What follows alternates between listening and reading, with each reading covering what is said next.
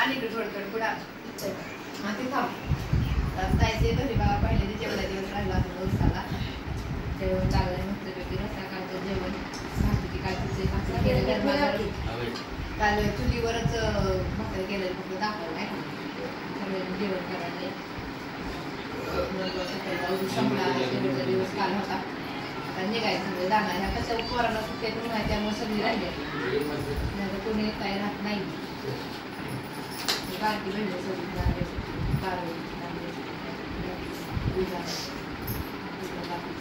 बहिणीला दाखवते गेली काल पोरं कालच गेली सगळी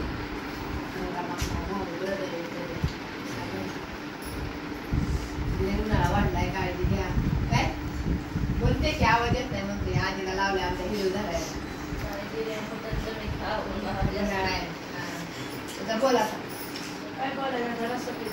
असं भीती या दुर्वानामध्ये जेवतं या असं मस्त जेवण एकत्र कुटुंबाचं कसं 4 जण जास्त जातं रोज आपल्या घरी आपण जे जे आपल्या परीने जेवतं भूक लागते असं एकत्र कुटुंब असं गावाला असतं सगळे एकत्र जेवतात छान वाटतं असं द्या बाय